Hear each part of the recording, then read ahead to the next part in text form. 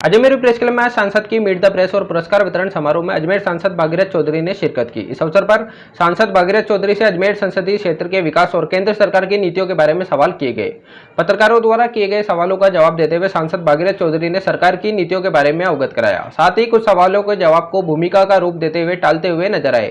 इस अवसर पर सांसद भागीरथ चौधरी को अजमेर प्रेस क्लब की मानद सदस्यता भी ग्रहण करवाई गई। साथ ही हाल ही में हुए वेलकम मानसून सिंगल कैरम प्रतियोगिता के पुरस्कार भी वितरित किए गए।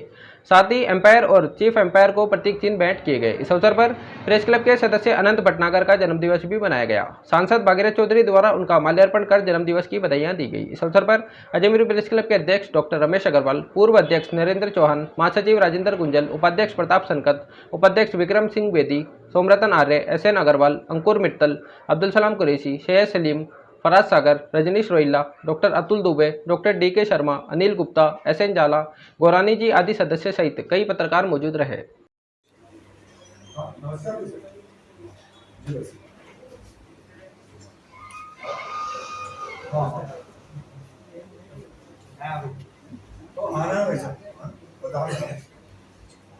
हाँ तो एयरपोर्ट हाँ ठीक बता जी बस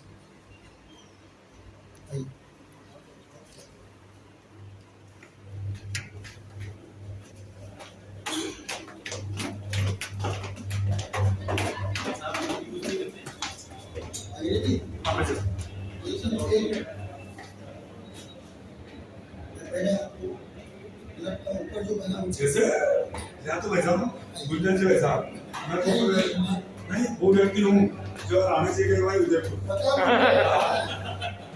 आने से गए उधर यही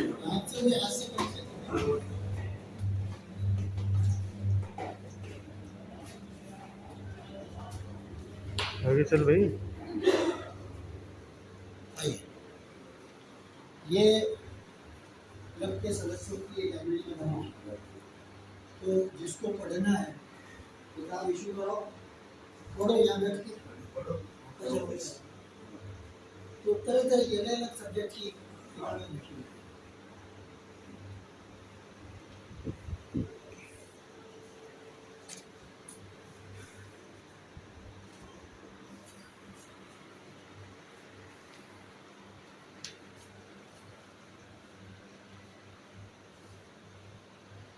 सारे विषय जिसको जो पसंद हो, तो हमारे ज़्यादातर तो ये पत्रकारिता के वो जिसको जो नहीं पढ़ो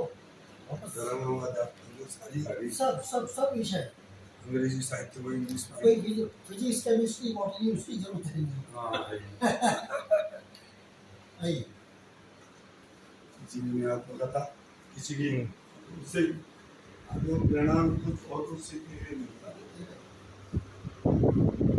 ये हमने बना रखे हैं अपने पत्रकार साथियों के। मान लीजिए कोई पत्रकार केकड़ी से आया और अगर काम किया पूरा नहीं हुआ कहाँ रुकी तो बिल्कुल मतलब AC वगैरह सब लगे तो ये काम करता है। तो ये हमने अपने पत्रकार साथियों के उसके लिए प्रयोग से मतलब उनके ब्लॉक है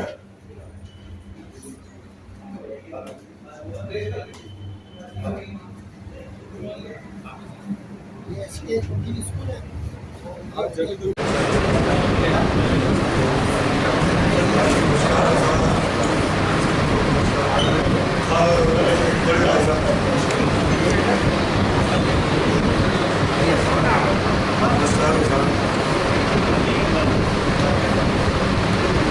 भारत में कई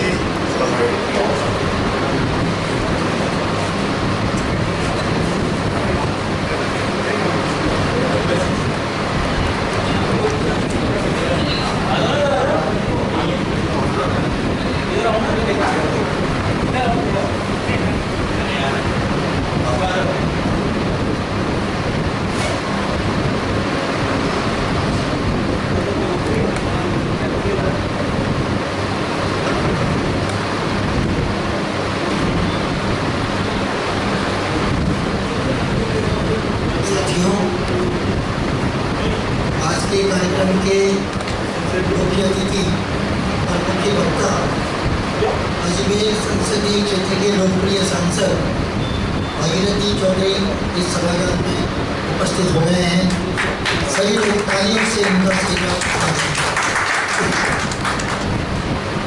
साथियों, आज हम एक विशेष कार्यक्रम के लिए भागीरथ जी आए हैं। भागीरथ जी अभी भूपेंद्र जी यादव आए थे, तब भी उस समय भी इनका आगमन हुआ था प्रेस क्लब में, लेकिन पूरी तरह आज इन्होंने तसल्ली से प्रेस क्लब को देखा। मैं कार्यक्रम शुरू करने से पहले मैं क्लब के उपाध्यक्ष भाई प्रताप जी संपत को निवेदन करूँगा कि वे भागीरथ जी को आसन तक पहुँचाएँ।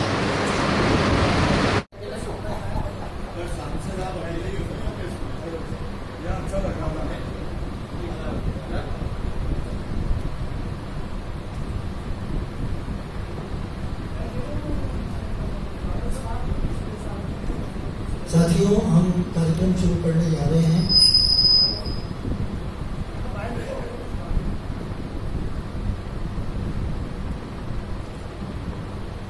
मैं सभी साथियों से आग्रह करूंगा कि वे अपने अपने मोबाइल को साइलेंट मोड पर कर लें या वाइब्रेट मोड पर, क्योंकि ये गरीबों कार्यक्रम में बार बार मोबाइल का बजना उचित नहीं होता। साथियों, भारतीय संस्कृति के अंदर यह है कि अतिथि देवो भव। भागीरथ जी चौधरी, इसमें कोई संदेह नहीं है कि हमारे अपने हैं, बिल्कुल अपने हैं, लेकिन आज जिस स्थिति में है ये, तो वो आज के इस कार्यक्रम के हमारे मुख्य अतिथि भी हैं और मुख्य वक्ता भी हैं। तो मैं club Ajay Nehru press club के अध्यक्ष डॉक्टर रमेश जी अग्रवाल से आग्रह करूँगा कि वे भागीरथ जी चौधरी को बुके देकर उनका स्वागत और अभिनंदन करें।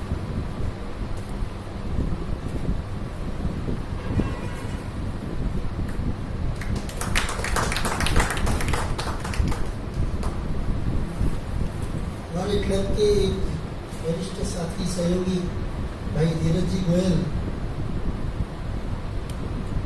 से निवेदन करूँगा कि वे एक पौधा भागीरथ जी को भेंट करना चाहते हैं, तो मैं अभी धीरज जी गोयल से आग्रह करूँगा।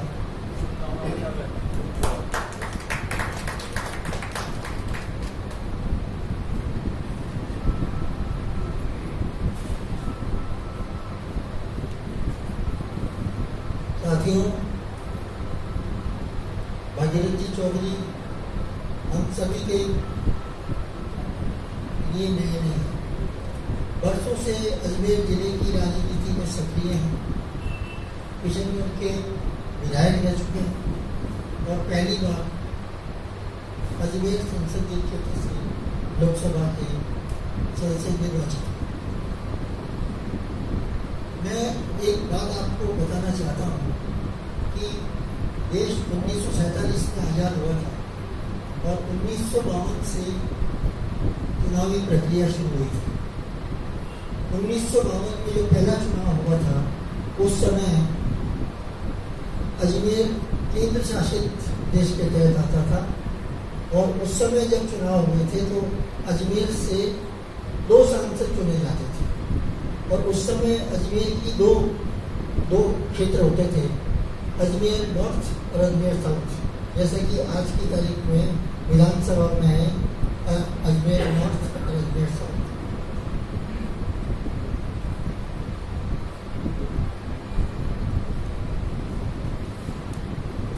लेकिन जब 1957 के बाद 1956 में अजमेर राजस्थान में मर्ज हो गया और उसके बाद 57 में जब चुनाव हुए तो 57 से लेके और मैं अभी तक के चुनावों का एक लेखा जोखा कर रहा था, तो दोस्तों आपको ये जानकर हैरानी होगी कि हमारे बीच जो आज भागीरथ जी चौधरी बैठे हैं, जिन्हें हम अपना कह रहे हैं, वो उन्होंने आज़ादी के बाद से लेके आज तक सर्वाधिक मतों से जीतने का रिकॉर्ड रखा। हालांकि भारतीय जनता पार्टी की तरफ से राशा सिंह रावत भी 6 बार टिकट मिला उनको और 5 बार वो सांसद रहे, लेकिन इतना 8 लाख से ऊपर वोट मिले। आप अंदाज लगाइए कि एक साधारण से व्यक्ति, सरल व्यक्ति, बिल्कुल सादगी भरा जीवन और लोकप्रियता चरम पर कि सर्वाधिक मतों से विजय हो रही है, ये हमारे लिए और अजमेर संसदीय क्षेत्र के लिए, खासतौर से अजमेर जिले के लिए ये गर्व की बात है। ऐसे व्यक्ति को बीच में पाकर आज अजय न्यूज प्रेस क्लब अपने आप को गौरवान्वित महसूस करता है। साथियों, पिछली बार जब भागीरथ जी यहाँ आए थे तो उस समय भूपेंद्र जी यादव का कार्यक्रम था।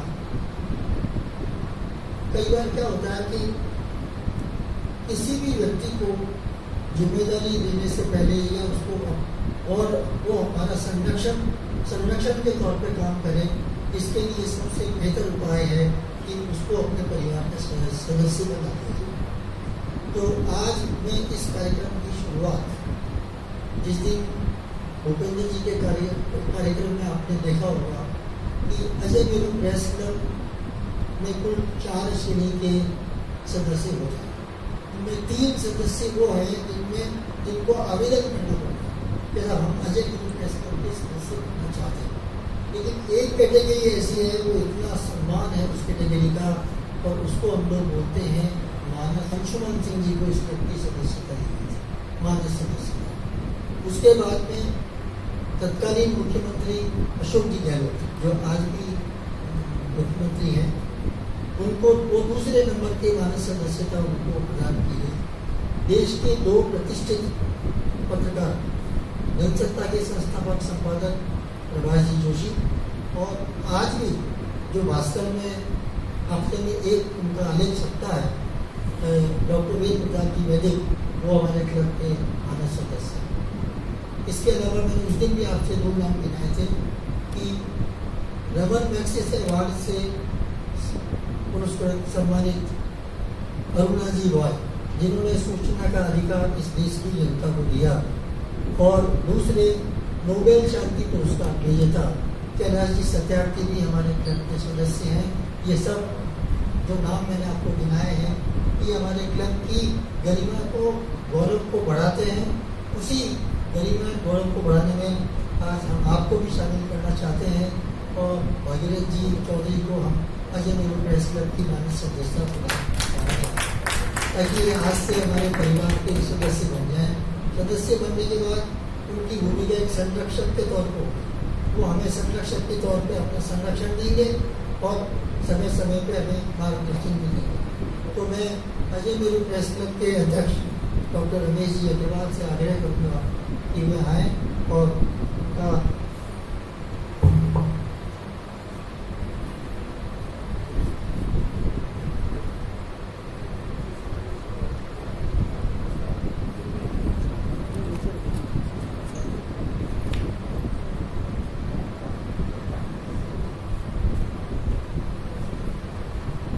मैं क्षमा चाहूँगा, एक थोड़ा सा भूल हो गई मुझसे। मैं डॉक्टर रमेश जी अग्रवाल से स्वागत भाषण के लिए निवेदन करूँगा कि आगे आएँ और हमारे भागीरथ चौधरी का स्वागत करें। डॉक्टर रमेश जी अग्रवाल, मैं अपनी भूल के लिए क्षमा चाहता हूँ।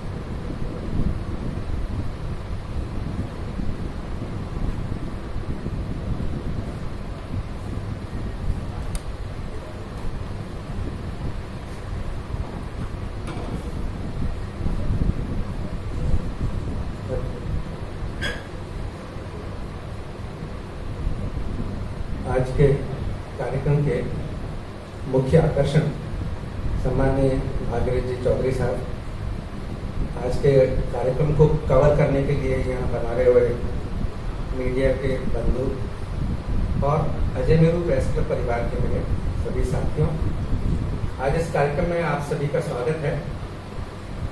जैसा कि अभी गुंजन साहब ने विस्तार से बताया कि चौधरी साहब बिल्कुल जमीन से जुड़े सरल व्यक्तित्व के धनी और आम आदमी की छवि रखने वाले जननेता हैं। अभी प्रमाण के तौर पे आपने ये भी बताया कि अब तक का रिकॉर्ड इन्होंने वोटों का इन्होंने बनाया है, और ये इस बात को जाहिर करता है कि आम आदमी के बीच उनकी लोकप्रियता क्या स्थिति है। एक संयोग है कि हमारे करीब रहकर भी इनका अजमेर प्रेस क्लब में अब तक आना इतना विलंबित हुआ। कई कारण रहे, आपकी कई व्यस्तताएं रहती है। अभी भी 2 दिन पहले जब मेरी बात हुई तो आपने बताया कि पंचायत चुनावों में आप व्यस्त हैं, कई क्षेत्रों का दौरा करके लौटे, और अभी आपने जानकारी दी कि जहाँ जहाँ पे भी आपका जाना हुआ वहाँ सभी स्थानों पर आपकी पार्टी को विदेशी की प्राप्त हुई, और इसमें निश्चित रूप से आपकी व्यक्तिगत छवि का बहुत बड़ा इसमें रोल रहा होगा, हमें इस बात का भरोसा है।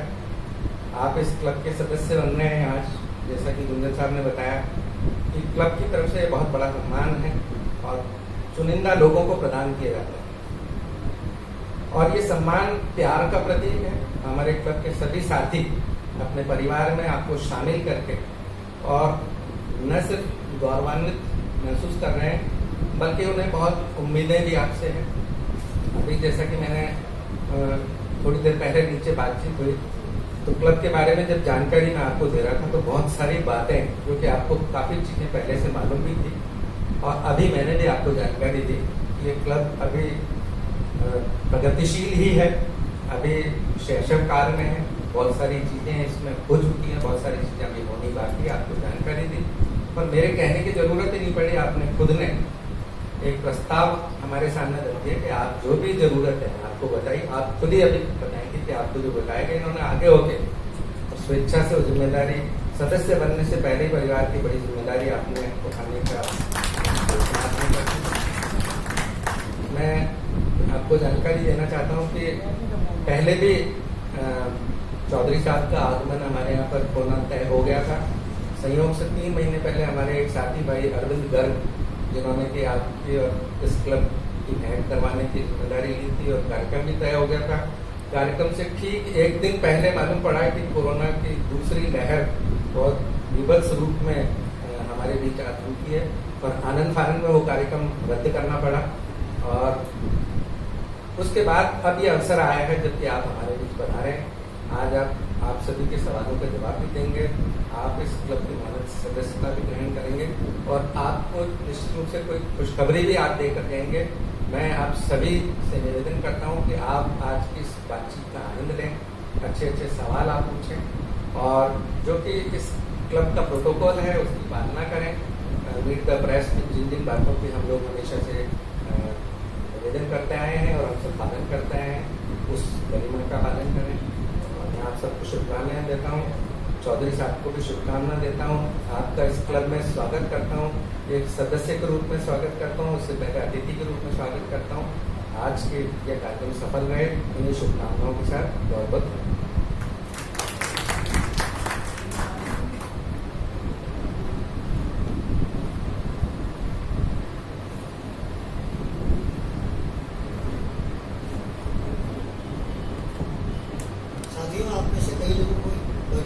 चौधरी के बारे में कुछ जानकारियाँ होंगी।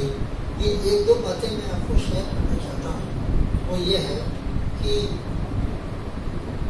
ग्रामीण परिवेश से उठ गया, किसान परिवार के यहाँ जन्म लिया और पढ़ाई लिखाई ग्रामीण स्कूलों में जन्म हुआ मानपुरा की ढाणी में, और स्कूली शिक्षा इनकी कहाँ हुई है? अरड़का और गंगवा। उसके बाद कॉलेज शिक्षा के लिए फिर किशनगढ़ जाना होगा, लेकिन ये जीवन भर इन्होंने संघर्ष किया। आपको ये बात बताऊंगा, आपको तो हैरानी होगी कि आदमी कई बार कहाँ से शुरू होता है कहाँ तक पहुँचता है। इन्होंने अपने जीवन में इतना संघर्ष किया है कि उसी संघर्ष को पार करते हुए आज ये सांसद बने हैं और अजमेर की जनता की सेवा कर रहे हैं। जैसा कि आपने देखा होगा कि सत्तारूढ़ पार्टी के सांसद या विधायक बनने के बाद निर्वाचित प्रतिनिधियों में अजीब सा अहंकार आ जाता है।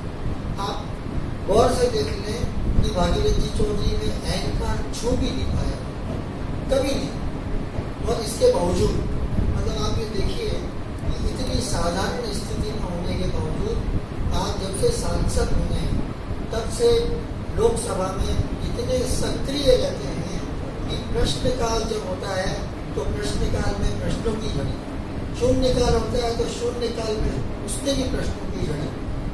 और एक महत्वपूर्ण बात मैं आपको रेखांकित करना चाहूँगा कि राजस्थान की जनता, राजस्थान के साहित्यकार लंबे अरसे से ये मांग कर रहे हैं कि राजस्थानी भाषा को संविधान की अनुसूची में शामिल किया जाए ताकि उसे संवैधानिक दर्जा प्राप्त हो। वो उस मामले में 17 मार्च को भागीरथ जी चौधरी ने जिस तरह से लोकसभा में भाषण दिया, भाषण करके मांग रखी, और आपको ये जान के और ज़्यादा हैरानी हुई कि वो मांग इन्होंने राजस्थानी भाषा में बोली। गाँव में बिल्कुल ग्रामीण क्षेत्र की बोली बोलने वाले, हमारे साथ हिंदी में बोलने वाले, लोकसभा में जब इन्होंने राजस्थानी को मान्यता देने की बात कही, संवैधानिक दर्जा देने की बात कही, तो विशुद्ध रूप से राजस्थानी भाषा में इन्होंने बोला। और ये जो छोटी छोटी बातें हैं, यही एक आदमी की लोकप्रियता को बढ़ाती है। जो जब भी विधायक रहे तो किशनगढ़ के विकास को इन्होंने एक पंख कर दिया, और आज वही स्थिति अजमेर की होने वाली है। जब सांसद की भूमिका निभा रहे हैं तो अब अजमेर का विकास भी होगा, और वो उनके मीट द प्रेस के बाद में थोड़ा वो भी बताएंगे कि किस प्रकार से उनके मन में अजमेर के विकास को लेकर एक कल्पना है। मैं क्लब के अध्यक्ष डॉक्टर रमेश जी अग्रवाल से आग्रह करूँगा कि वे आए और उनको मान्य सदस्य करना।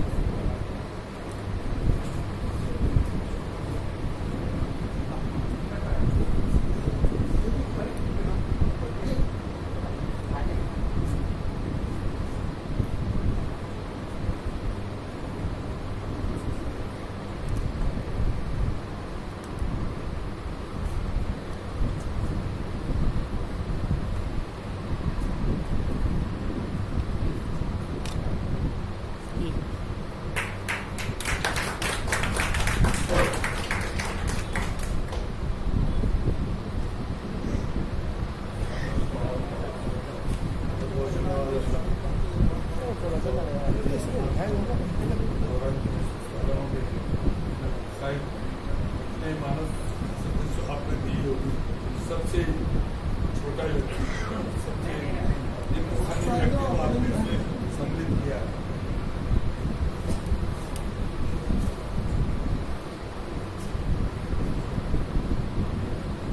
मैं अजमेर प्रेस क्लब के पूर्व अध्यक्ष नरेंद्र जी चौहान से आग्रह करूँगा कि वे भागीरथ जी चौधरी को शान बढ़ाकर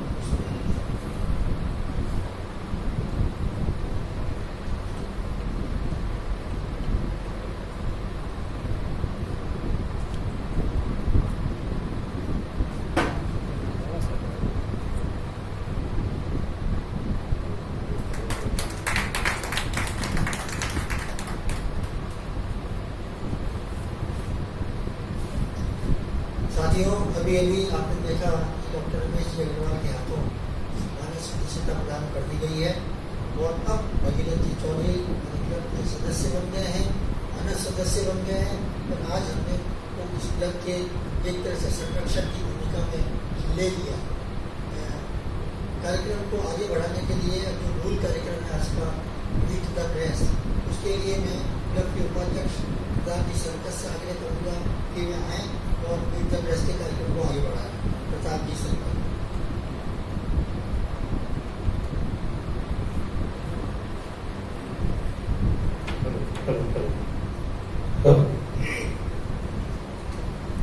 मीट द प्रेस कार्यक्रम में अजमेर के सांसद श्री भागीरथ जी चौधरी साहब का बहुत बहुत स्वागत है, और हमारे मीडिया के तमाम साथी भी यहाँ विराजमान हो।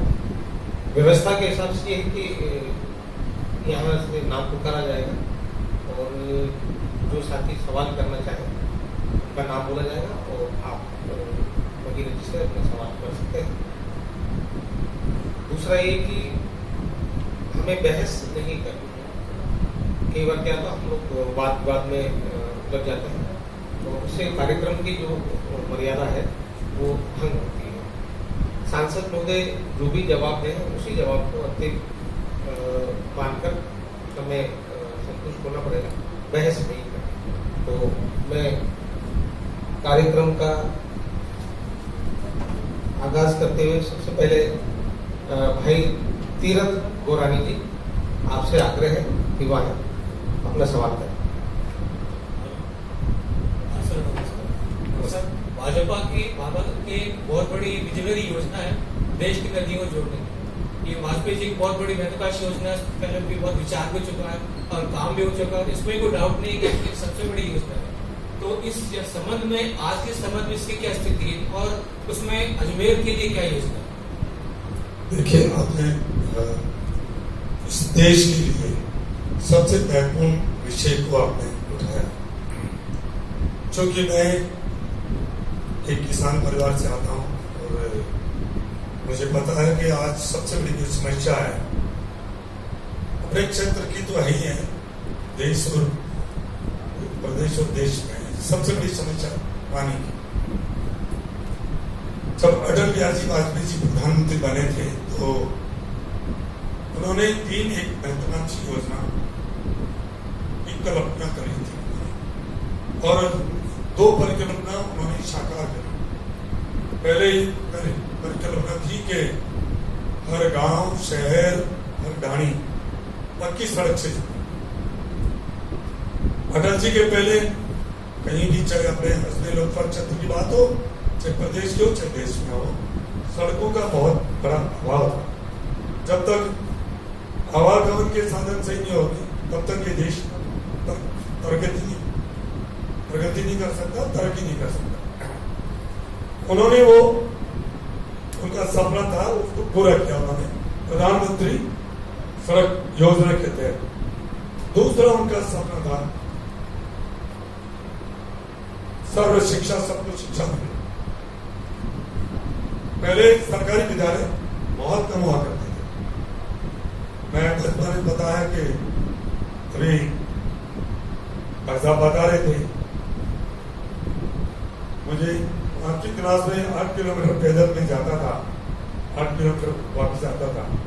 सरकारी विद्यालय का अभाव था।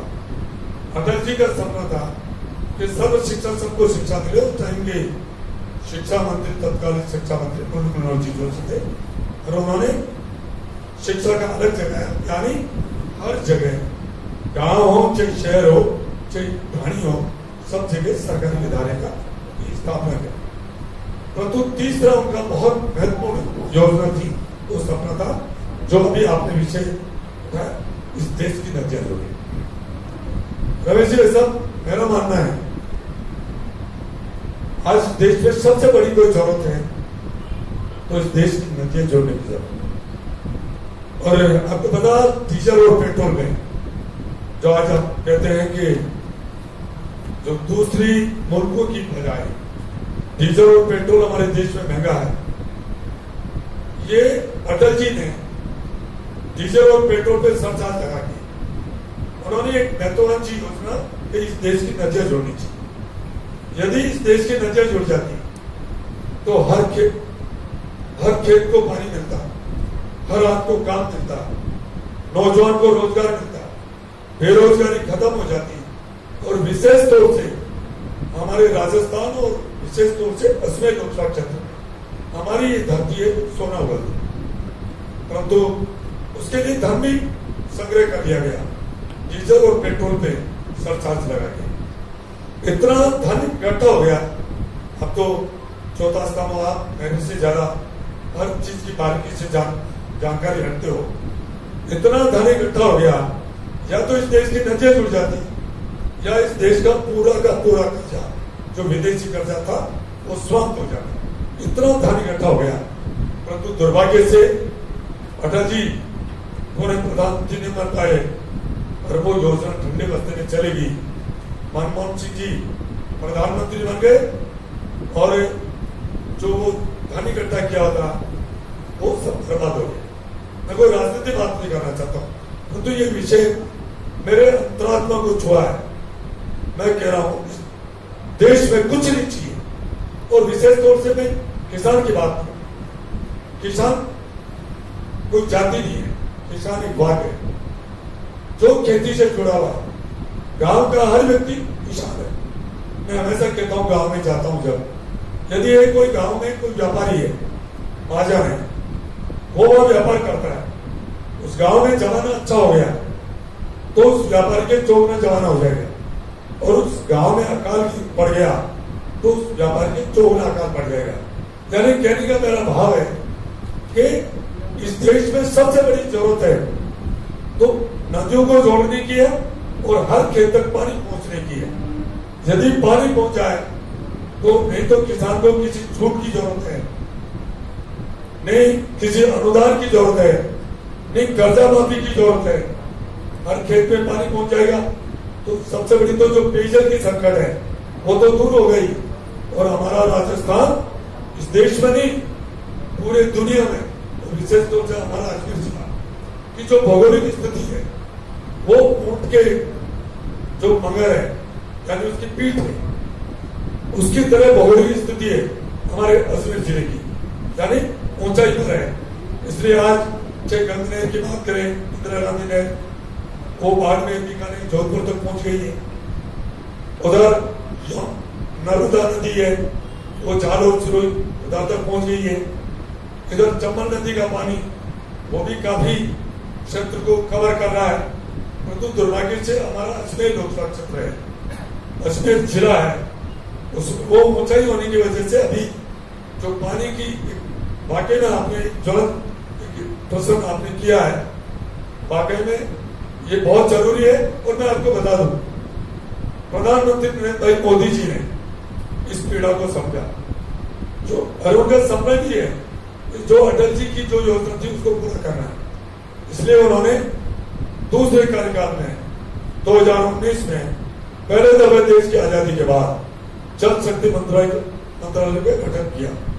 और सहयोग की बात है कि हमारे जोधपुर से जो सांसद है गजेंद्र सिंह जी खेमसर साहब, वो उसके कैबिनेट मंत्री है, और मुझे भी जल संसाधन जो स्थायी एक कमेटी होती है उसका भी सदस्य बनने का मुझे अवसर मिला। बार बार कमेटी होती है और मैं इसी से उठाता हूँ। मैं क्यों, कुछ नहीं चाहिए हमारे राजस्थान को, कुछ नहीं चाहिए हमारे अजमेर लोकसभा क्षेत्र को, कुछ नहीं चाहिए, सिर्फ आप नदियों को जोड़ दें ताकि हर खेत तक पानी पहुंच जाएगा। पेयजल की समस्या तो जो दूर होगी, मैं कहूँ यहाँ की धरती सोने उगलेगी। आज ये स्थिति है कि स्मार्ट सिटी का हम सपना देख रहे हैं। मैं अजमेर शहर की बात करूं, स्मार्ट सिटी का सबसे पहले शुद्ध पेयजल समय पर 24 घंटे में है। कहाँ आज पानी की उपलब्धता नहीं, गांव में तो कई हफ्ते में आ रहा, तो इसलिए इसके ऊपर काम चल रहा है। परंतु दुर्भाग्य है कि ये कोरोना काल आ गया है और इसकी वजह से ये, क्योंकि हमारी कमेटी, हमारे चेयरमैन है बिहार के, वो हमारे भारतीय जनता पार्टी प्रदेश के अध्यक्ष भी है और हमारी जल संसाधन कमेटी के चेयरमैन है संजय जी जायसवाल साहब। इसी पे हमारी कमेटी काम कर रही है और लक्ष्य है कि जल्दी से जल्दी इस देश की नदियां जुड़नी चाहिए। परंतु कुछ कठिनाई आ रही है, क्यों, हमारा देश एक संघीय ढांचा है, कुछ छोटे से एक पॉइंट को मैंने बहुत लंबा ले लिया है। हमारा देश संघीय ढांचा है, जैसे आज कर्नाटक, तमिलनाडु, आज वहां भी जो नदी के ऊपर एक विवाद चल रहा है, ये संघीय ढांचा, परंतु अब केंद्र सरकार इस पे काम कर रही है। वो चाह रही है कि पहले तो सारे प्रदेशों को इसके लिए सहमति बनाने की चेष्टा की जाए, नहीं तो इस नदी वाले इस मामले को केंद्र के अंदर, पार्लियामेंट के अंदर नया अमेंडमेंट लाकर इस पे कोई एक प्रभावी कानून बना जाए ताकि इस देश की नदियां जुड़े। इसके ऊपर काम चल रहा है, इतना मैं मुझे कहना है। Thank you. अतुल सिंह जी, अतुल सिंह, सैयद सादी,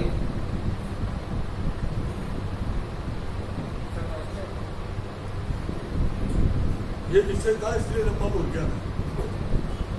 सर नमस्ते, मेरे दो सवाल हैं। एक तो उज्ज्वला योजना पूरी तरीके से फेल हो गई। जितने भी कनेक्शन दिए थे लोग कनेक्शन लेके चले गए, रेगुलेटर वगैरह सारा सामान लेके चले गए। इसकी भरपाई जो होनी थी वो सब्सिडी से होनी थी। सरकार ने सब्सिडी भी बंद कर। अब केंद्र सरकार ये जो जितना भी खर्च हुआ है इसकी वसूली कैसे करेगी?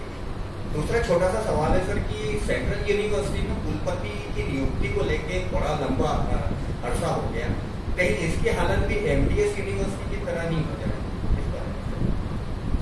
देखिए, आपने उज्ज्वला योजना की जो बात करी है, वाकई में देखिए वैसे तो इस केंद्र सरकार की एक बहुत बड़ी एक जनहित की और ऐसी महत्वाकांक्षी योजना है। आपको पता है, जब अंतर्राष्ट्रीय स्तर पे जो स्वास्थ्य की जो कमेटी आई थी और हमारे देश में सर्वे किया था अंतर्राष्ट्रीय स्वास्थ्य संगठन ने, उसमें रिपोर्ट में ये पाया गया कि जो हमारे देश के अलावा दूसरे मुल्कों में, दूसरी कंट्रियों में जो 70 से 75 साल की आयु में हमारी वहां की माताएं हैं जिनकी आंखें कमजोर होती है, वीक होती है, फेफड़े कमजोर होते हैं, तो दमा की शिकायत होती है, प्राय यहाँ 30 से 35 साल की आयु में हमारी बहन बेटियों की, वो चाहे आंखों के मामले में हो चाहे उनके फेफड़े के मामले में कमजोरी आ जाती है। और उस सर्वे में ये निकल के आया कि इसका सबसे बड़ा कारण है वो माताएं बहनें जब खाना पकाती है और विशेष तौर से जब वर्षा काल में, जब बारिश के समय, जब ठंडे हो चाहे लकड़ी गीली हो जाती है और जब खाना पकाती है जो धुआं निकलता है उससे उनके फेफड़ों में भी वो गलत असर करता है, उनकी आंखें भी कमजोर हो जाती है। इस चिंता को यदि किसी ने करी है तो हमारी केंद्र सरकार नरेंद्र भाई मोदी जी ने करी और उन्होंने ये जो उज्ज्वला योजना फ्री गैस सिलेंडर, और उन्होंने ये भी कहा कि जो सक्षम व्यक्ति है वो सब्सिडी छोड़े और सेस छोड़ा, अरे उसी का फल मिला के करोड़ों गरीब जनता को फ्री गैस सिलेंडर मिला। परंतु आपको पता है, आप ये भी कहोगे कि अभी डीजल और पेट्रोल के दाम भी बहुत महंगे हैं, ऐसे भी गैस, तो ये कुछ कोरोना काल आ गया है।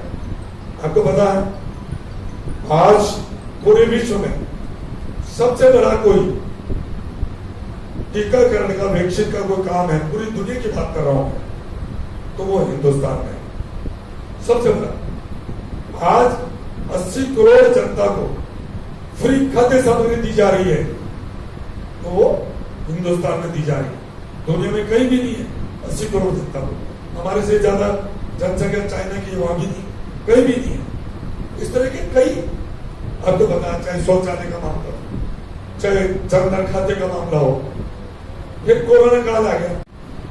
मुझे पता है, मैं आज ये आया हूं, मेरी ड्यूटी भी बनती है, मुझे ध्यान ही है कि इस अजमेर प्रेस क्लब है जो कई अभी अभाव है, और मुझे पता है कि यहाँ अजमेर प्रेस क्लब द्वारा जो यह कार्य हो रहे हैं वो प्रशंसनीय है, सराहनीय है।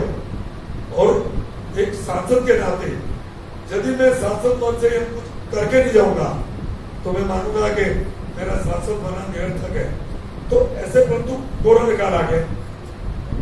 अब तो ये जो सब्सिडी वाला मामला है, इसमें मैं सच्चाई कह रहा हूं, चाहे सब्सिडी की बात हो, चाहे वैक्सीन की बात हो, चाहे ऑक्सीजन की बात हो, चाहे इंजेक्शन की बात हो, चाहे वेंटिलेटर की बात हो, मेरे को कोई राजनीति विषय आ जाएगा, 107 वेंटिलेटर यहाँ पीएम केयर फंड से आए, क्या हो रहा होगा।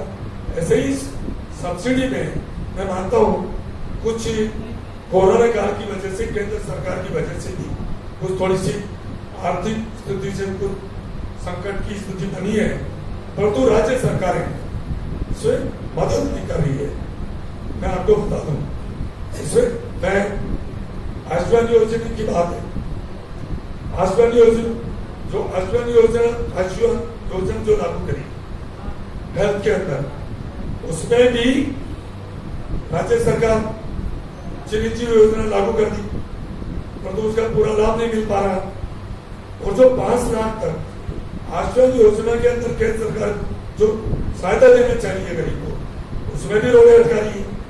तो ये कई है जो हमारा देश संघीय ढांचा है, प्रदेश और प्रदेश बनता है, तो एक प्रदेश है, उसको अधिकार है, और परंतु अधिकार के साथ चाहे केंद्र सरकार हो चाहे राज्य सरकार हो, कर्तव्य है।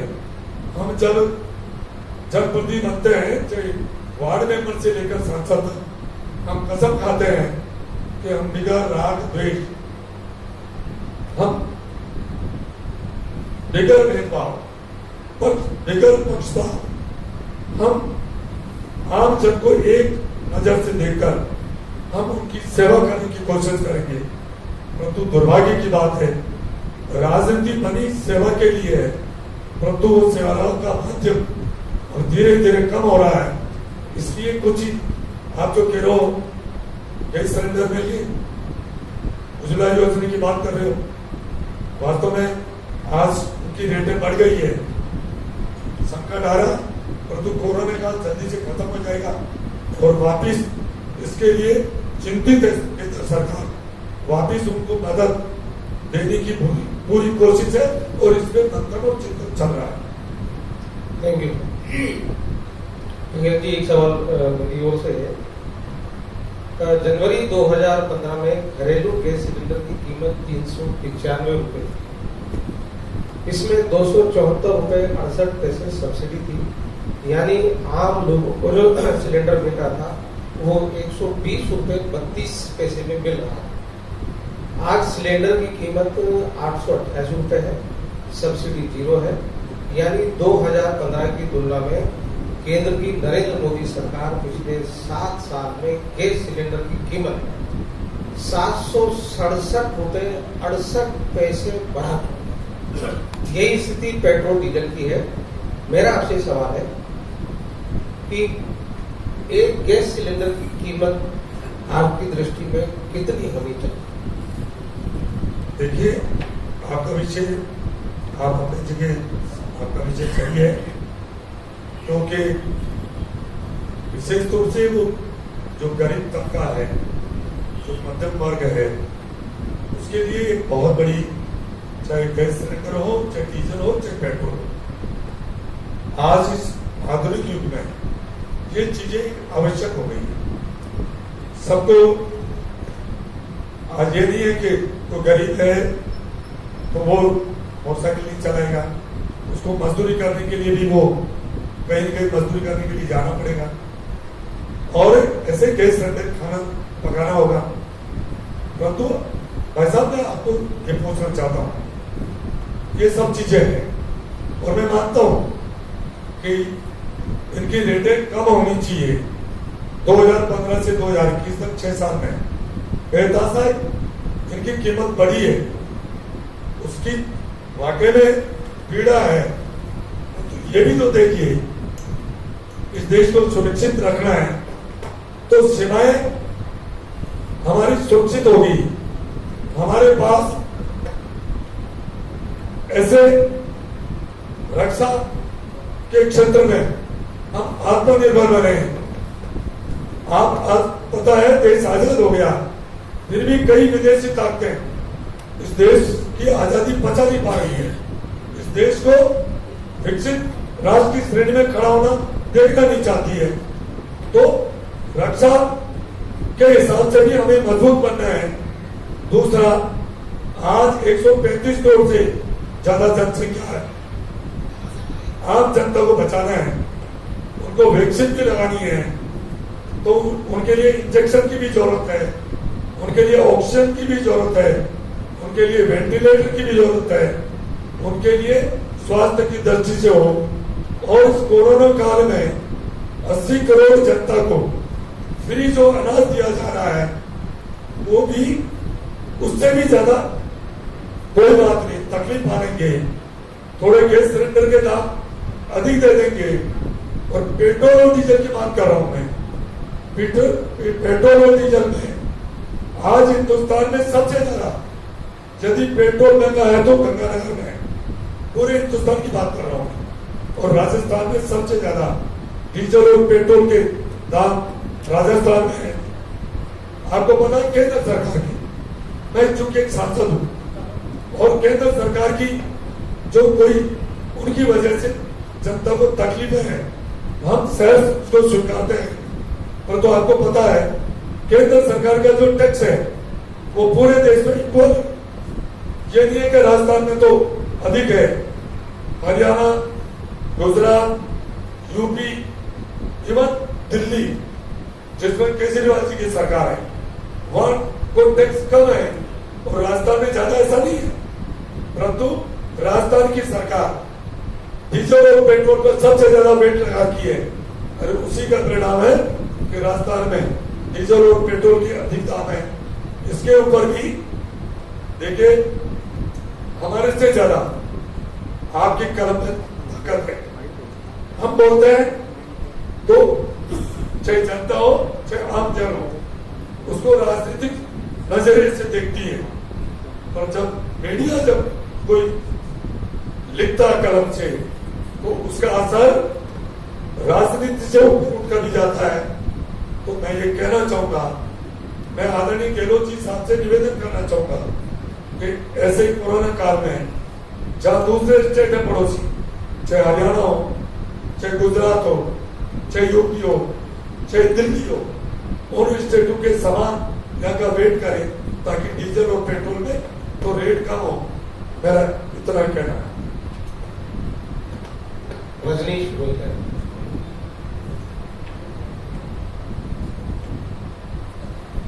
सांसद महोदय, मेरा सवाल स्मार्ट सिटी से जुड़ा हुआ है। प्रधानमंत्री की ने एक अच्छी योजना इस देश में लागू की, उसका फायदा सौभाग्य से अजमेर को भी मिला। 1000 करोड़ के करीब की ये योजना है। पिछले कुछ समय में इस योजना को लेके कुछ तनाव सामने आया है। भारतीय जनता पार्टी के लोगों में बड़ी एक तरह की नाराजगी रही, आपने उसको प्रकट किया। कलेक्टर को भी आपने एक ज्ञापन दिया। काफ़ी सारी चीज़ें थी इसमें, अनियमितताओं को लेकर मामला था, यूटिलिटी को लेकर उसमें मामला था। फिर आप दिल्ली में माननीय केंद्रीय मंत्री भूपेंद्र जी से मिले, और भूपेंद्र जी और आप दोनों मिलते थे शहरी विकास मंत्री हरदीप पुरी जी से मिले। 2 तारीख को आप लोगों ने मुलाकात की, 3 तारीख को 2 अगस्त की मुलाकात की आपकी। 3 अगस्त को हरदीप पुरी जी के यानी कि हमारे केंद्रीय शहरी मंत्रालय की ओर से एक पत्र शासन सचिव राजस्थान के लिए रवाना हो गया।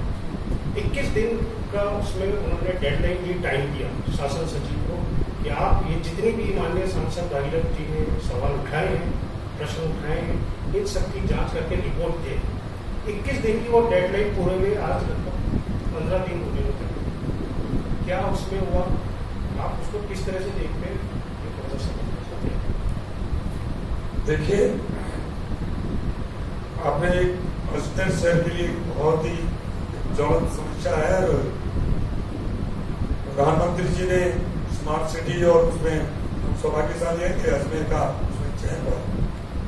उत्तर के तकरीबन 2000 करोड़ से ऊपर का बजट दिया गया। स्मार्ट सिटी बननी चाहिए थी।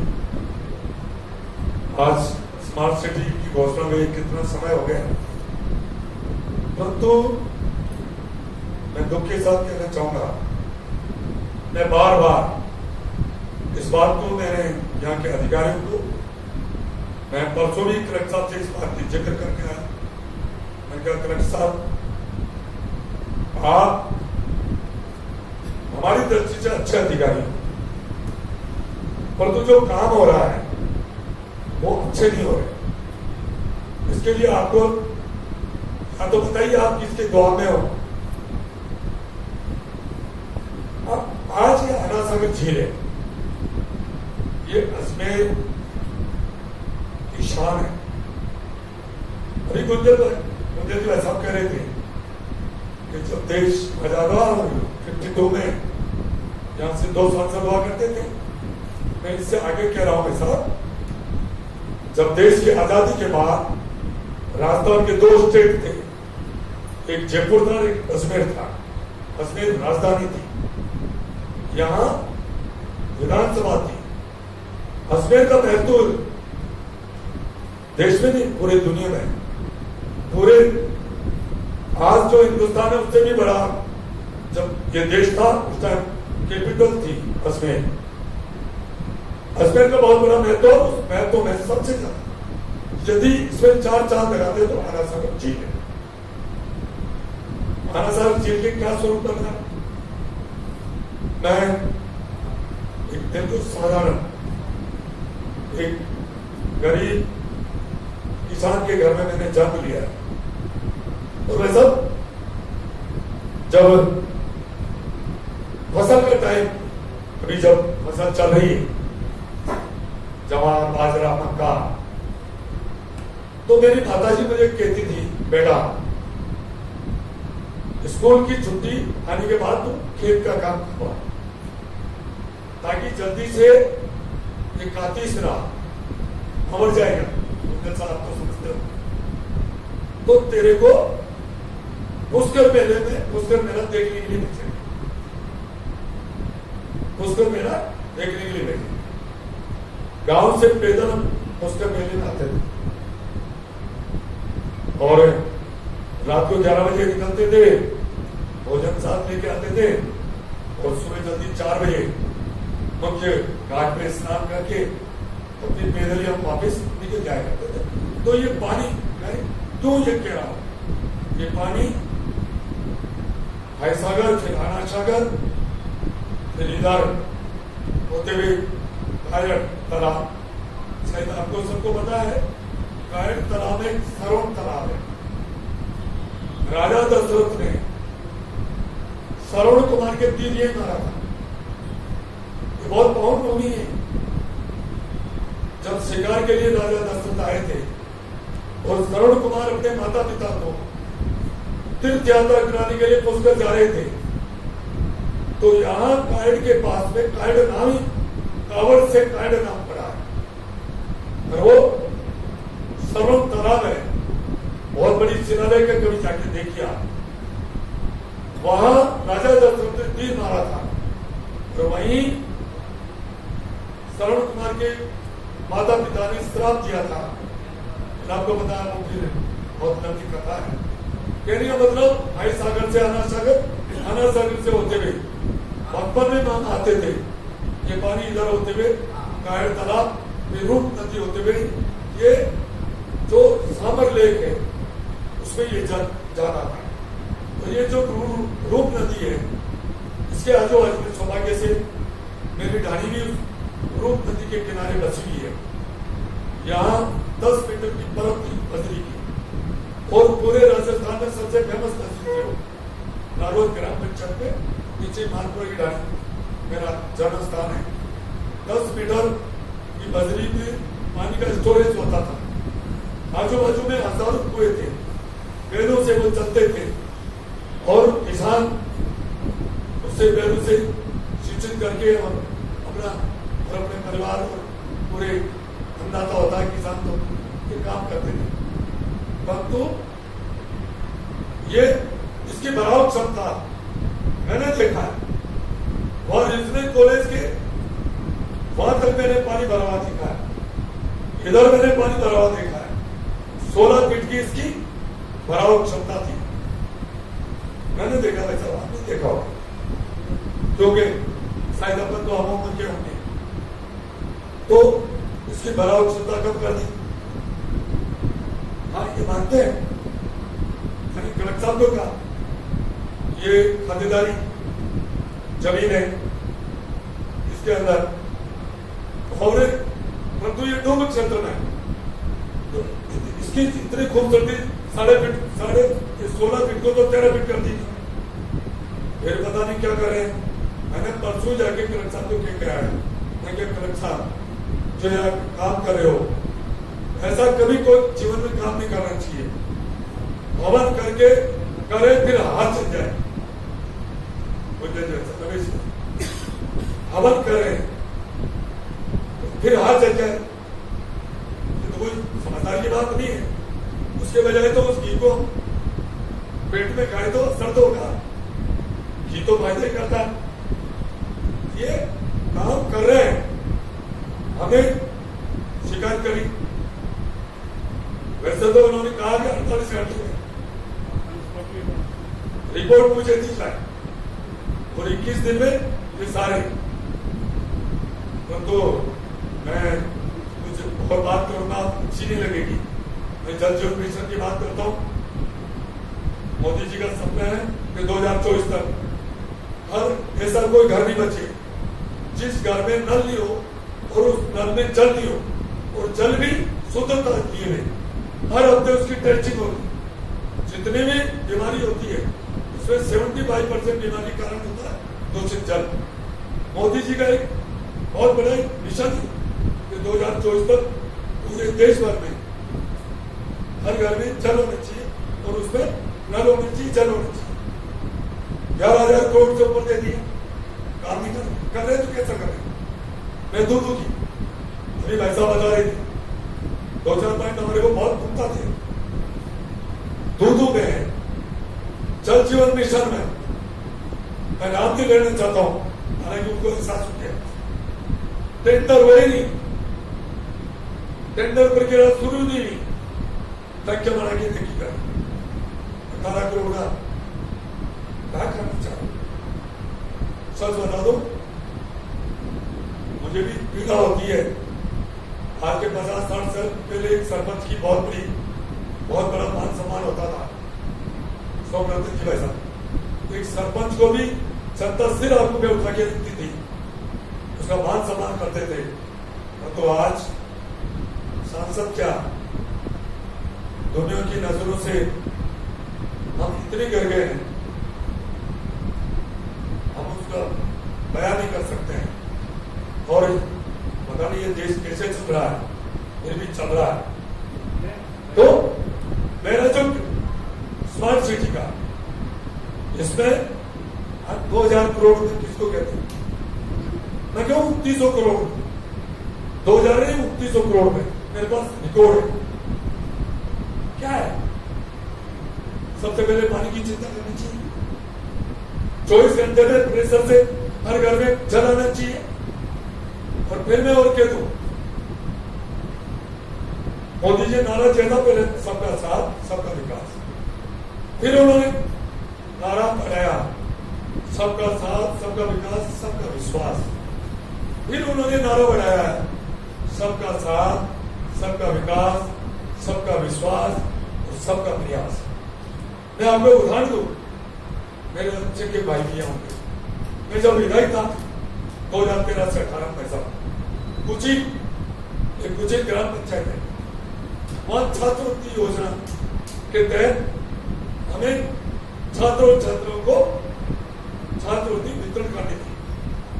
ऐसा ताजुब करोगे, 40 छात्रों को छात्रवृत्ति दी, उसमें 34 मेरे अल्पसंख्यक भाइयों के बेटे और बेटियां, 34 उनको दी गई। उसमें गरीब कोई भी है उसका आता है। तो ये स्मार्ट सिटी में भी मैं सब कह रहा हूं, आपकी कलम, मैं ये नहीं कह रहा हूं जो मैं कह रहा हूं जो सही है, आप हकीकत को पहचानो, आप भी करो। इस आना सर्वे का क्या स्वरूप कर दिया, समझ में नहीं बैठा। कह रहे हैं स्टे लिए आएंगे, स्टे ला रहे हैं, अपन उससे क्या, अपन इसकी जो इसका स्वरूप वर्षों से है उस स्वरूप को क्यों खोल हुआ, अतिक्रमण को बढ़ावा दे रहे। और मैं कह रहा हूं उसमें अनियमितताएं हैं। और जो मैंने कहा ना, दूधों में ऑर्डर हो गया उनको टंकी को तोड़ने का, या ना आपका सबका आशीर्वाद लेगा मीडिया भाइयों का।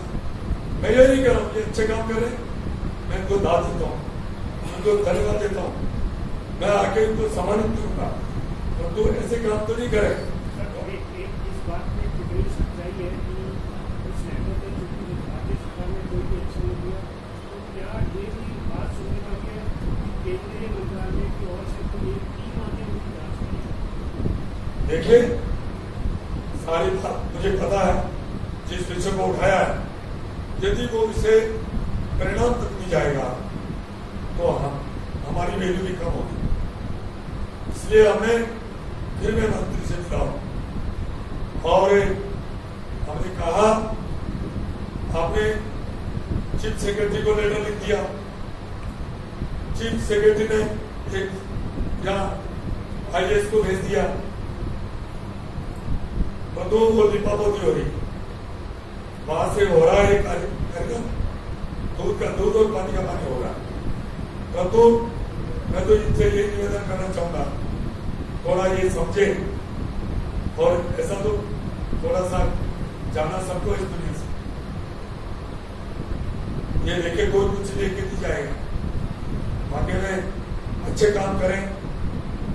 कोई है ना स्मार्ट सिटी में जो वास्तव में काम होना चाहिए था, जैसा काम हो नहीं रहा है, और जो काम पहले होना चाहिए था उस पर इन्होंने ध्यान ही नहीं दे रहे हैं। ये तो पता नहीं ताबड़तोड़ में कैसे काम कर रहे हैं। तो इसके लिए मैं वापस मंत्री से मिल चुका हूँ, और मंत्री जी ने केंद्र से तैयार कर दिए, वो आएगी, पूरी इंक्वायरी करेगी, और इसमें दूध का दूध और पानी का पानी होगा। Thank you. CP Joshi, CP Joshi.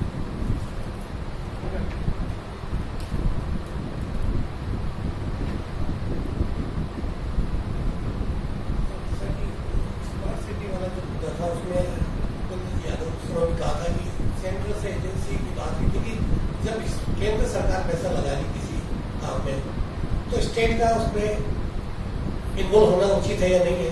क्या सेंट्रल एजेंसी को कराएगी? ये सवाल था।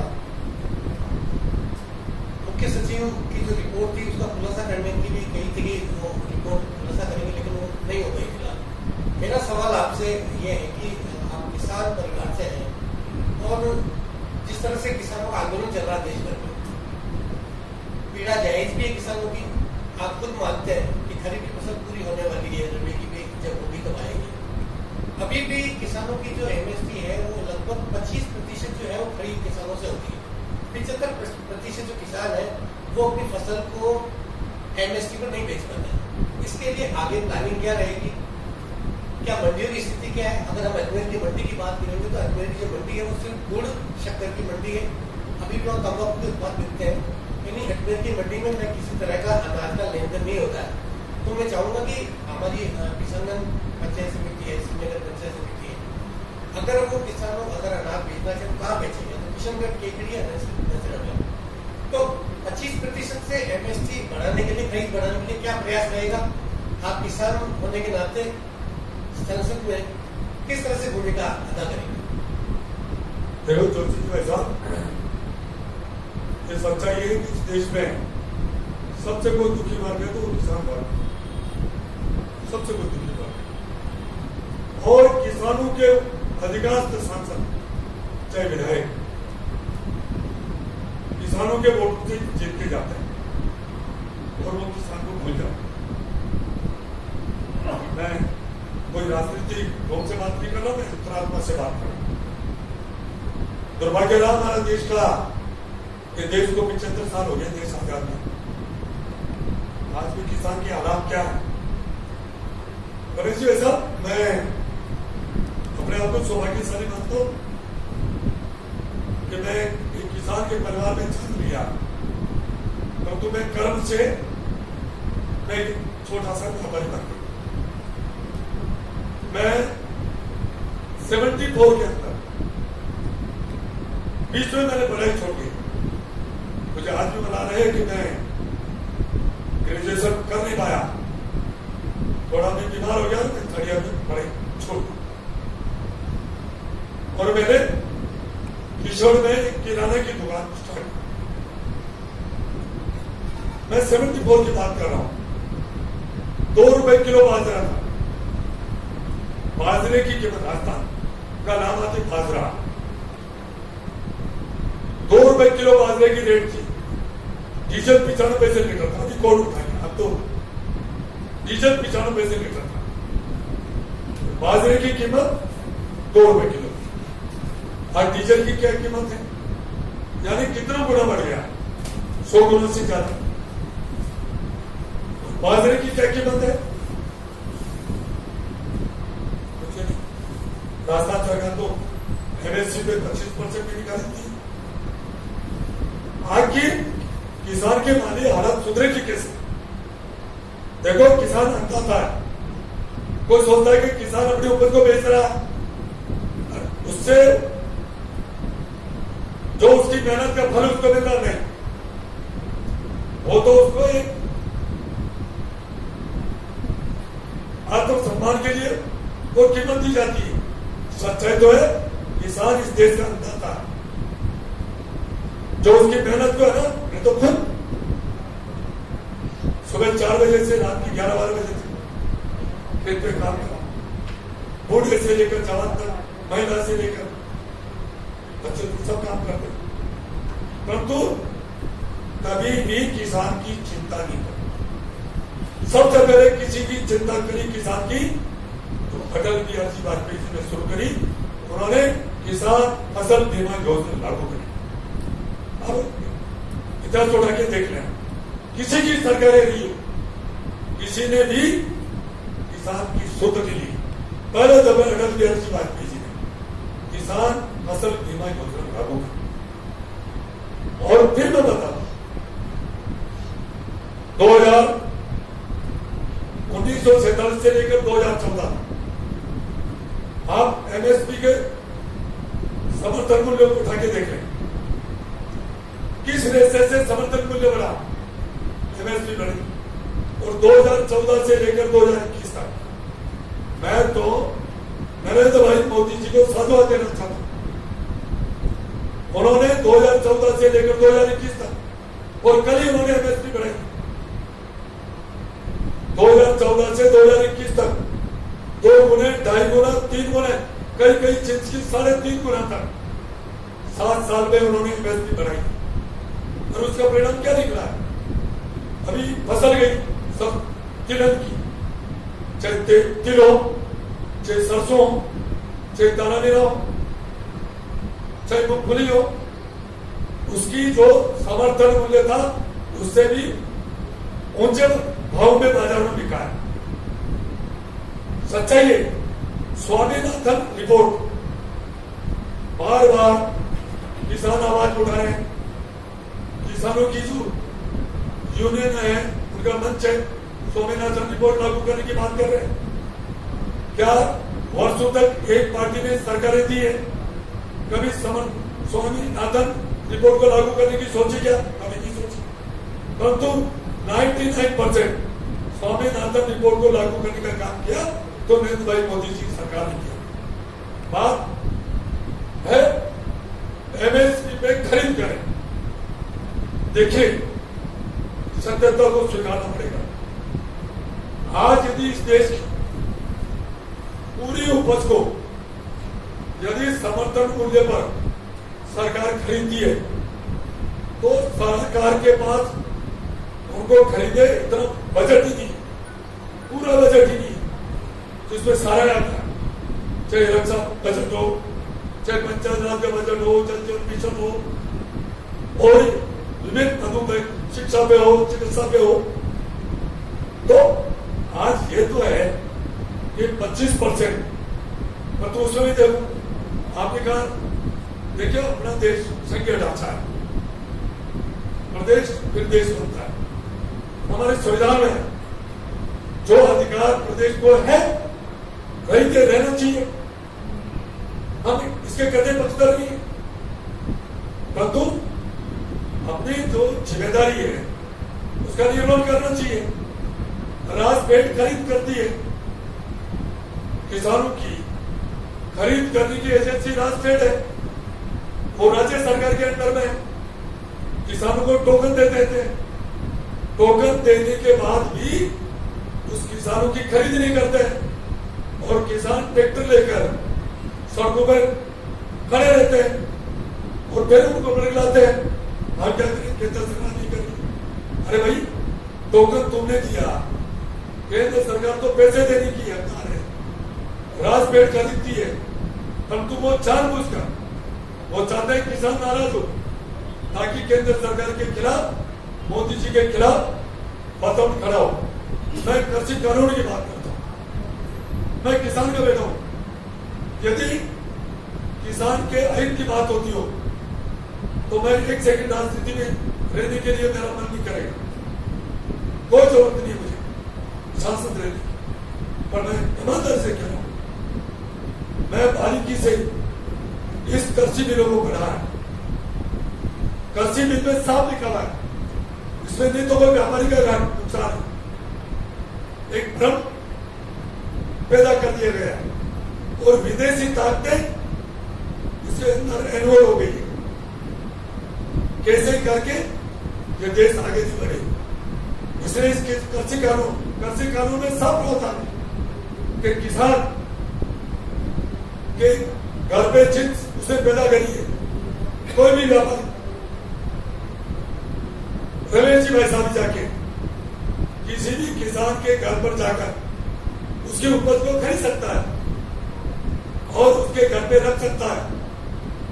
कोई भी इंस्पेक्टर जाके उसकी चेक नहीं करेगा और वो किसान घर से लेकर हिंदुस्तान के किसी भी कोने में ले जाके वो अपनी उपज को बेच सकता है। आप कहोगे सर कि ये प्रावधान तो पहले था, परंतु उसमें और ये लिखा है कि कृषि रेल चलाई जाएगी। कृषि रेल उस किसान के बारे में कोई उसमें किसी जाति विशेष नहीं है, उसके बाद गिरदावरी रिपोर्ट चाहिए।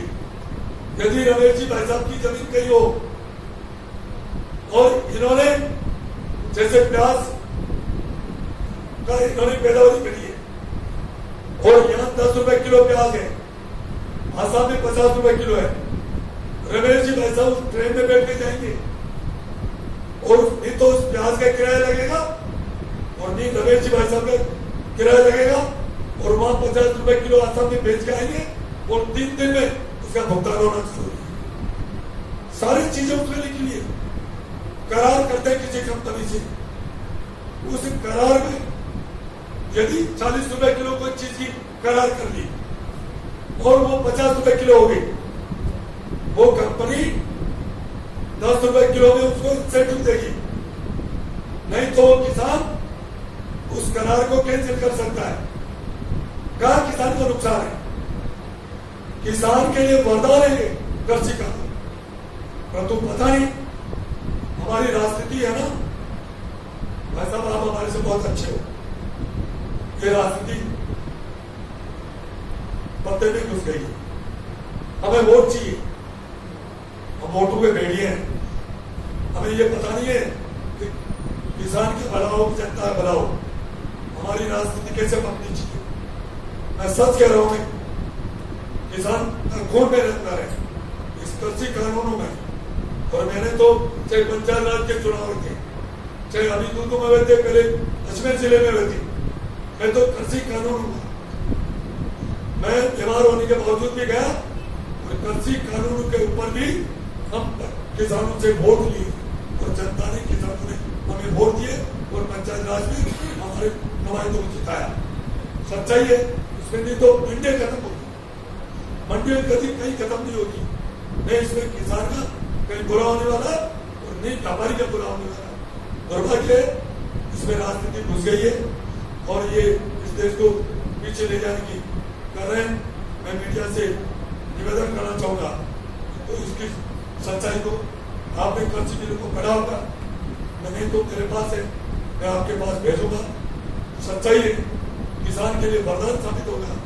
मोदी जी का सपना है 2022 तक किसान की दुगनी आमदनी दुगनी होनी चाहिए, इसके लिए कृषि बिल आया है और करी एमएसपी बढ़ाएगी, एमएसपी बढ़ाइए 500 रुपए, अरहर में 700 में, गेहूं में 40 रुपए बढ़ाएगी, तो एमएसपी 17 से 14 से 21 तक बढ़ी है ना, उस रेसे से पहले बढ़ती ना, तो आज किसान के घर में खुशहाली आ जाती और किसान के घर में खुशहाली आ गई तो फिर व्यापारियों के शहर में सबके खुशहाली आए।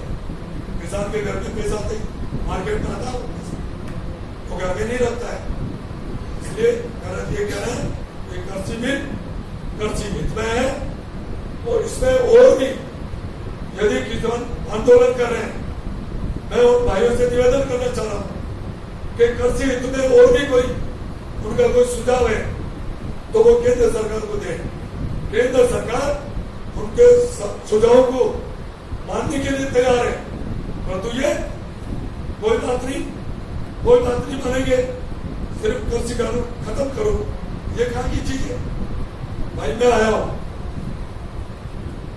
आप से तो कोई चीज मैं कह रहा हूं तो आप, मैं ये नहीं, आप ये बताइए मैं ये कर सकता हूं, ये थोड़ी है नहीं। आप जो कह रहे हो तो सुन ही नहीं, जो कृषि भी रहे हैं वो तर्क संगत बात करे, किसान हित की बात करे। मैं तो और कह रहा हूं, और किसान भाइयों को जो आंदोलन कर रहे हैं उनको भगवान उनको सद्बुद्धि दे और किसान हित की बात केंद्र सरकार को पहुंचाए ताकि किसान को और होगा। यही मेरा कहना है। Thank you. मनीष सिंह जी चौहान।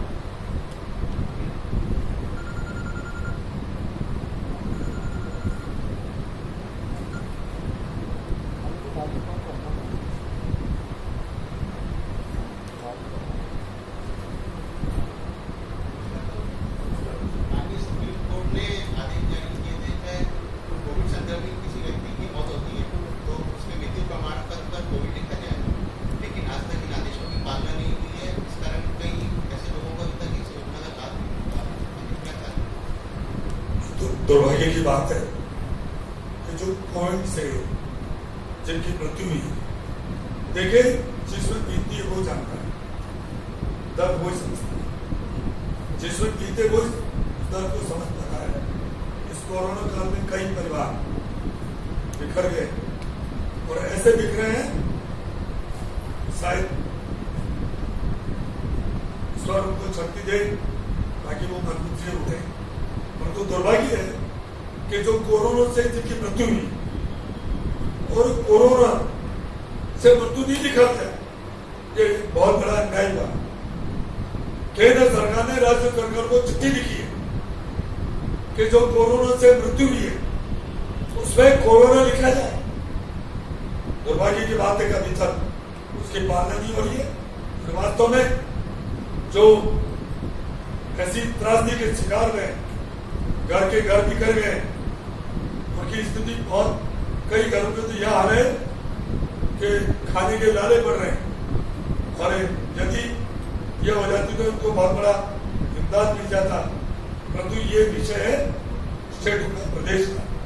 प्रदेश यदि कोरोना से मृत्यु लिखेगा तो केंद्र सरकार को उसको इमदाद देने के लिए तैयार नहीं थी, परंतु अभी तक प्रदेश सरकारें कोरोना से मृत्यु लिखी थी। गिरीश गांधी।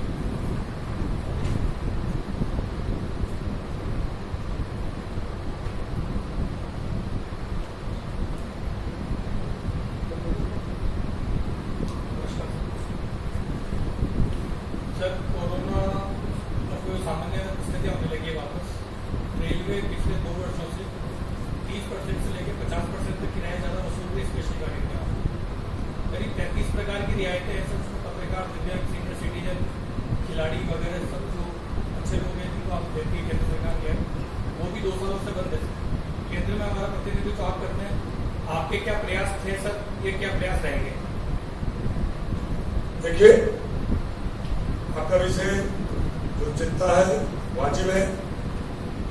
वाकई में एक तो कोरोना काल से ऐसे आदमी आपकी रोचक होंगे, फिर जिनको चाहे दिव्यांग हो उससे पात्रता में आते हैं, उनके लिए रियायत दर पे होनी चाहिए।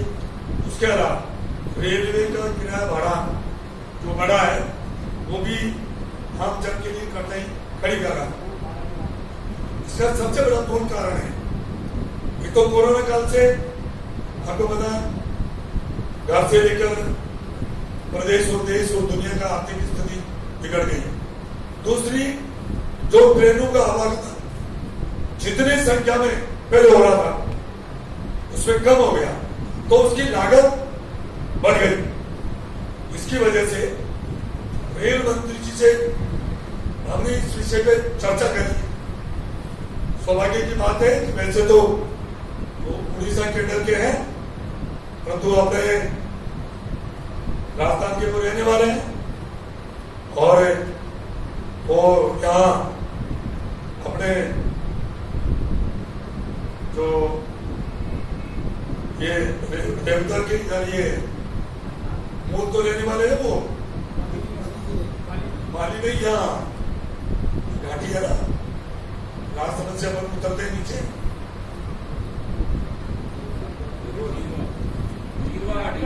नीचे नीचे नीचे वाली जिला जाता है, घाटा कहलाता, पता नहीं कौन सा घाटा।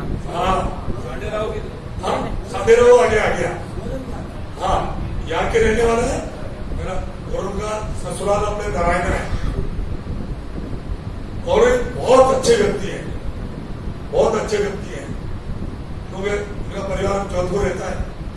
हमें इस विषय की बात करी, उन्होंने कहा कि वो राजनीतिक क्षेत्र में नहीं रहते पहले, उन्होंने कहा मैं समझ रहा हूँ, मैंने कहा जो किराया रेल किराया बढ़ा है, वैसे ही कोरोना से आम आदमी पीड़ित है, वैसे भी आर्थिक रूप से बहुत स्थिति दयनीय हो गई है, और ये जो रेल किराया बढ़ा है ये इसको कम होना चाहिए। उन्होंने आश्वासन दिया सामान्य स्थिति हो जाएगी, वापिस इस किराए को कम किया जाएगा और ये ट्रेनों का भी जो आवागमन है उसको भी बढ़ाया जाएगा। इसके लिए उन्होंने हाँ भरी है, तो मैं आपको विश्वास दिलाता हूँ कि शायद अगले दिन से किराया भी कम होगा और रेल का आवागमन भी बढ़ेगा। सलाम भाई।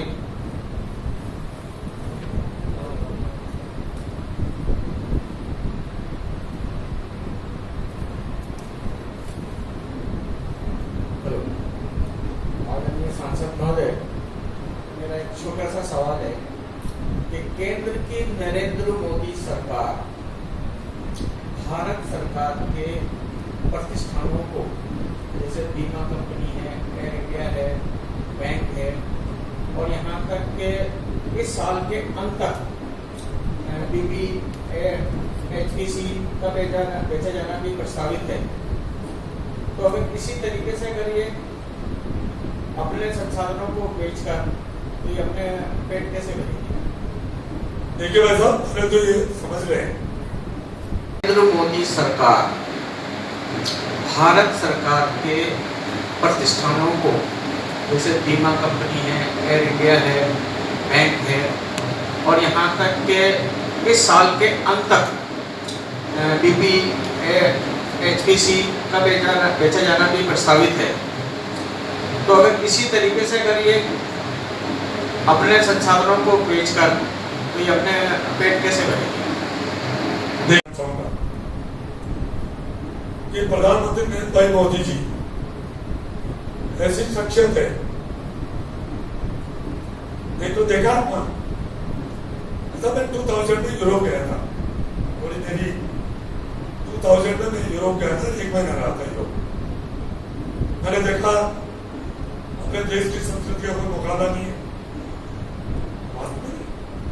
माँ बाप के प्रति, बड़ों के प्रति अपनी जो संस्कृति है कोई मुकाबला नहीं, परंतु ये हर भारतीय के मन में एक बात घर कर ली है। मैं सोचता हूं भागीरथ, तेरे खानदान में तू अकलमंद पैदा हुआ है, आने वाली 7 पीढ़ी धुरधुर मूर्ख पैदा होगी, इसलिए तुझे यह केन वगैरह तुझे संग्रह करके जाना है। अरे नंदा, तू 7 पीढ़ी की सोच रहा है, क्या भरोसा है? मैं थोड़ा भूमिका बना रहा हूं, आपके लोग सवाल क्या पूछा, जवाब क्या दे रहे हैं, पर तो मैं गर्व से कहता हूं कि नरेंद्र भाई मोदी जी वो शख्सियत है। एक तो कोई कहते हैं, मैं कह रहा हूं वो पहला व्यक्ति है जो सबका साथ, सबका विकास, सबका विश्वास, सबके प्रयासों में चलने वाला व्यक्ति है, और उसका कतई नहीं है, उसके घर परिवार कहीं भी नहीं। मैं उनके परिवार से, उनके भाइयों से बहुत मेरी नजदीकी से जान पहचान, कोई लेना देना, केवल राष्ट्र। मैं सच कह रहा हूं, कोई मिलने दिखते हैं आज मैं कह दूं, मैं सोचूं। एक सूचना देना चाहता हूँ कि अजय मेरी प्रेस क्लब की कार्यकारिणी के जो पदाधिकारी हैं वो यहाँ से कार्यक्रम समाप्ति के बाद में नीचे हॉल में जो हॉल नंबर 2 है उसमें आ जाएँ। सांसद महोदय से परिचय भी कराया जाएगा और अल्पाहार वहीं होगा और अन्य सभी सदस्य जो हैं उनका वहीं। मैं भागीरथ जी चौधरी से एक जानकारी में एक बात और जानना चाहता हूँ, क्योंकि वो हमारे परिवार के सदस्य हैं। तो अजय मेरी प्रेस क्लब में जितने भी सदस्य हैं उनका हम जिसका सदस्य का जन्मदिन या विवाह की वर्षगांठ होती है तो हम नियमित रूप से साल का शायद ही कोई दिन जाता होगा जिस दिन किसी का जन्मदिन ना हो या मेरी जन्मदिन। तो ये क्लब जो है वो साल भर आबाद रहता है। कभी मतलब यूँ नहीं कह सकते साहब के बंद पड़ा था, ताले लगे हुए थे, हमेशा आवाज़ आई। तो उसी क्रम में हमारे क्लब की ये भी परंपरा है कि जिस दिन कोई कार्यक्रम हो और कोई मुख्य अतिथि हो, यदि उस दिन अगर मान लीजिए किसी का जन्मदिन हो तो उनका माल्यार्पण मुख्य अतिथि के हाथों से करवाना चाहते हैं। आज हमारे क्लब के सदस्य भाई अनंत जी भटनागर का जन्मदिन है। मैं उनसे आग्रह करूँगा कि वे आएँ और भागीरथ जी का माल्यार्पण करके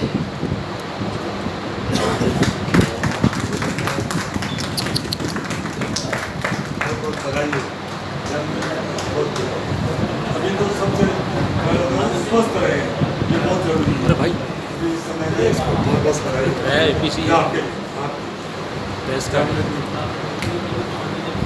मैं भागीरथ जी को एक बात और बताना चाहता हूँ। उनका चैनल शुरू करते हैं और ये जो आपके सामने खड़े हैं ये जो प्रेस क्लब का चैनल है, ये हम जो करते जा रहे हैं क्योंकि अब आप सना भी तो मैं अब इस कार्यक्रम को समाप्ति की ओर ले जा रहा हूँ और अजय मेरू प्रेस क्लब के उपाध्यक्ष प्रताप जी सर्कस से आग्रह करूँगा कि एक औपचारिक धन्यवाद दें।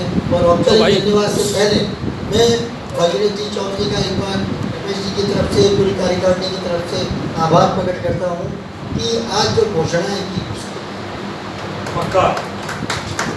थैंक यू भागीरथ जी, आपका बहुत बहुत आभार। तो विकास स्पीकर है क्या? मैं विकास जी को यहाँ से अधिकृत कर रहा हूँ कि अपनी जो घोषणा है ना, कल परसों से लाइन लगा करके भागीरथ जी इस कार्यक्रम में आप पधारे और यहाँ सभी सदस्यों, वरिष्ठ सदस्यों, मीडिया के बंधुओं और प्रेस क्लब की पूरी कार्यकारिणी, भागीरथ जी आप सभी का बहुत बहुत आभार, धन्यवाद, थैंक यू।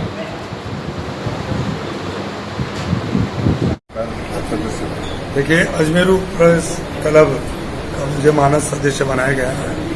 मैं अपना आपको सौभाग्यशाली मानता हूँ कि मुझे आज सदस्य के रूप में मुझे सदस्यता ग्रहण करी और मैं उसका सदस्य बना। देखिए, अजमेरू प्रेस क्लब वो है जो जागरूकता और आम जन की जो समस्या है, जो घटनाएं हैं उनको उजागर करने का काम करती है और जो सामाजिक सरोकारों का जो काम है उनको सामने लाने का हम जनता के बीच में, चाहे जनप्रतिनिधि हो चाहे प्रशासन हो, उनके सामने लाकर और उनको ताकि उन कामों का निस्तारण हो। जो भी समस्या है अजमेर जिले में, अजमेर लोकसभा क्षेत्र में जो काम जो करने के लिए चाहे प्रदेश स्तर का हो चाहे केंद्र स्तर का हो, उन कामों को क्या क्या कर सकते हैं उनको भी सामने लाने का काम करती है। और मुझे आज यहाँ बुलाया गया मानद सदस्य का के रूप में, मुझे यहाँ का मेंबर बनाया गया।